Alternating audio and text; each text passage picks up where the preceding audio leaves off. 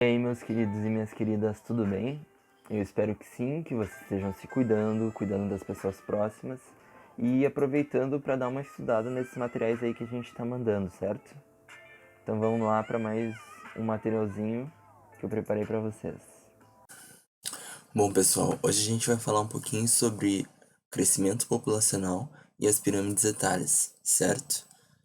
Só antes a gente vai lembrar um pouquinho da aula passada que a gente falou sobre os dados estatísticos, né? Da importância de ter dados confiáveis, ter dados de fontes confiáveis para embasar nossos argumentos.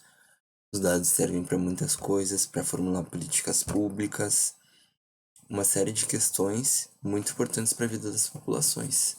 Porém, a gente tem que ter muito cuidado com os dados, porque eles dependem muito de uma certa interpretação e por vezes eles são muito genéricos.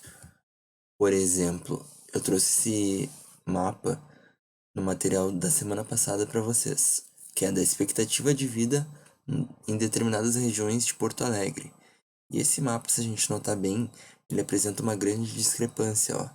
Se a gente olhar aqui para a região central, a expectativa de vida no centro, para quem mora no centro, é de 80 anos, tá?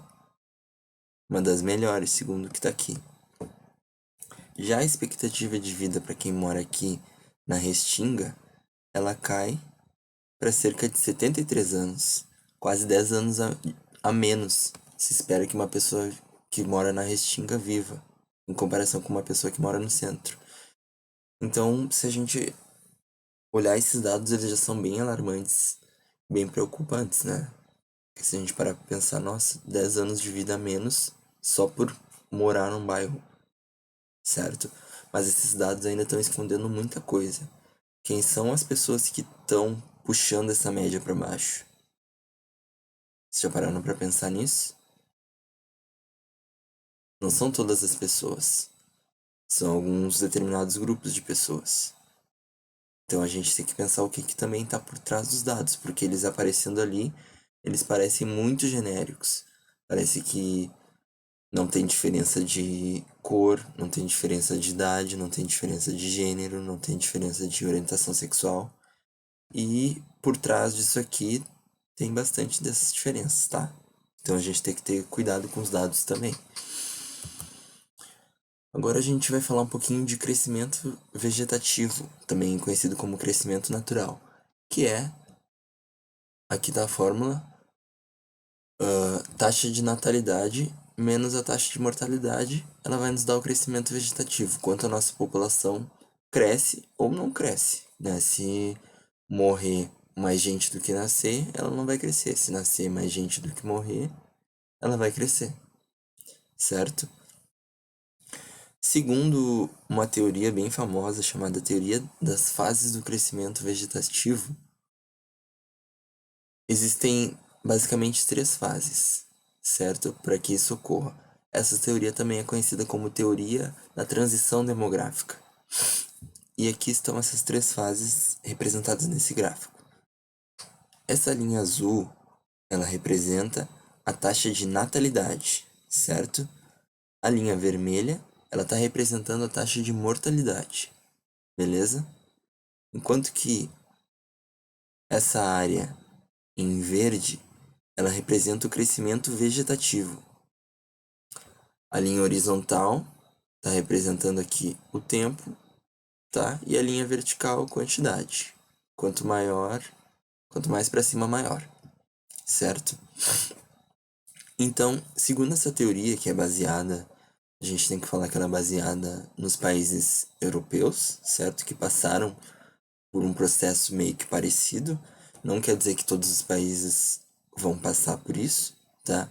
Ela é uma teoria, mas de modo geral ela se aplica, tá? Então, nessa primeira fase do crescimento vegetativo, a tendência é de que existam altas taxas de natalidade, como a gente está vendo aqui na linha azul, porém também altas taxas de mortalidade, tá? Essa área aqui em verde, que é o crescimento vegetativo, ele é baixo, porque, ou seja, nasce muita gente, mas também morre muita gente. Essa primeira fase ela é conhecida como fase pré-industrial, ou seja, anterior a um processo de industrialização daquele determinado país, daquele determinado local. Então, o que a gente tem? A gente tem uma população que tem os seus modos de vida muito ligados ao campo ainda, muito ligados ao setor agrário, tá? Então, o que acontece nesses casos? Existe uma carência, uma falta de serviços básicos, como saneamento, como médicos, hospitais, certo? Então, e cuidados em geral, certo? Então essa população ela tende a viver menos, certo? E também tende a ter mais natalidade. Quando tu tá num meio mais rural, a tendência é que as pessoas tenham mais filhos. Até porque também os filhos também ajudam no trabalho, ajudam como mão de obra, na roça, certo? Quando a gente passa para uma segunda fase do crescimento vegetativo, que é chamada de fase transicional ou uma fase de transição, a gente tem o quê? A gente tem as taxas de natalidade, elas se mantêm altas, certo? Como a gente pode ver aqui. Porém, as taxas de natalidade elas já começam, porém as taxas de mortalidade aqui em vermelho elas já começam a cair, certo? Que a gente começa a entrar num período de transição entre um local mais que tem uma população mais rural e um local que tem uma população mais urbana e industrial. E o que acontece quando a gente está se iniciando numa população num local mais urbanizado? A gente tem a concentração de serviços, a gente tem saneamento básico, na maioria dos casos, em vários casos também não, mas a gente tem hospitais, mais cuidados, enfim, uma infinidade de coisas, acompanhamento médico, pré-natal, várias coisas, e essas taxas de mortalidade elas começam a cair nessa segunda fase. E o que acontece com o crescimento vegetativo? Olha só como ele está maior, se comparar com aqui. Aqui o crescimento da população é pouco. Aqui ele é alto, certo? Então a tendência é que essa população cresça, porque a mortalidade está caindo e a natalidade ainda está se mantendo por aqui. Depois, um certo período, ela tende a cair, e é aí que a gente entra numa terceira fase, quando as taxas de natalidade começam a cair. É o que a gente chama de fase industrial ou fase urbana industrial, certo? Quando já acontece a transição demográfica, quando essa população ela já começa a entrar num modo de vida mais urbano, mais industrial, num modo de vida mais individual, em que as pessoas param de ter filhos, as pessoas começam a ter outras preocupações, as pessoas têm preocupações relacionadas a emprego, as pessoas vão estudar, as pessoas vão trabalhar, as pessoas vão ter um bichinho de estimação. Diferente do modo de vida rural em que as pessoas tendem a ter mais filhos, tá? Não quer dizer que uma coisa está diretamente relacionada com a outra, é apenas uma tendência quando a gente entra no modo de vida mais urbano, mais individual, até porque viver na cidade também é mais caro, tá? E aquele filho que seria uma mão de obra no modo de vida mais rural passa a ser um gasto no modo de vida mais urbano. E além disso, tem outras questões como os métodos contraceptivos, tá? Que ajudam a reduzir essas taxas de natalidade, a cada vez maior inserção das mulheres no mercado de trabalho também, certo? Então, em vários países aconteceu isso, tá? Principalmente lá nos países da Europa, eles passaram por todas essas fases, certo? Até que se diga hoje que já existe uma quarta fase, onde a taxa de natalidade, só que ela não está representada aqui porque, enfim, ainda não foi comprovada, mas nessa quarta fase, essa linha azul a taxa de natalidade, ela tenderia a ficar menor do que a linha vermelha, que seria a taxa de mortalidade. Por quê? Porque a tendência é que as pessoas, quanto mais elas estejam nesse modo de vida, menos elas se preocupem em ter filhos. Inclusive, vários países da Europa incentivam que as pessoas tenham filhos, dão incentivos financeiros mesmo para que as pessoas tenham filhos, para que aquela população não decresça tanto, certo? E como é que isso aconteceria, essa quarta fase? Ela é completamente plausível, porque as pessoas podem parar de ter filhos tranquilamente, mas as pessoas não podem parar de morrer. Então, a taxa de natalidade tranquilamente seria superada pela taxa de mortalidade em algum momento. Faria com que daqui a algum tempo essa população parasse de existir, certo? Essas seriam umas fases do crescimento demográfico ou a teoria da transição demográfica, tá? Muitos países estão em diversas fases dessa teoria, tá? O Brasil, nesse momento, ele estaria entrando na terceira fase, se não já tá na terceira fase, tá? Quando as taxas de natalidade já estão caindo, tá? Uma outra questão importante em relação às pirâmides etárias, tá? O que são as pirâmides etárias? São gráficos que, em forma de pirâmide, tá? Onde de um lado a gente vai ter uma representação da quantidade de mulheres em população e do outro a gente vai ter uma representação da quantidade de homens. A base dessa pirâmide, ou seja, a parte mais baixa dela, representa a população mais jovem, pela idade, ó, de 0 a 4, de 5 a 9, aí por diante. O meio da pirâmide, ela representa a população adulta, certo? Então aqui que a gente tem, ó, de 24 até 50, 60, certo? E o topo dessa pirâmide ali, como eu estou mostrando, ela representa a população mais idosa, certo? Então, de um lado, mulheres, do outro lado, homens, na base, jovens, no meio, adultos e no topo, idosos, certo? Essa é a pirâmide brasileira para os anos 80, certo? E o que ela nos mostra? Ela nos mostra uma base bem larga, ou seja, alta taxa de natalidade, muitas crianças nascendo. Porém, se a gente olhar o topo dela, tem poucos idosos. Ou seja, a expectativa de vida desse local aqui do Brasil nos anos 80 era bem baixa, certo?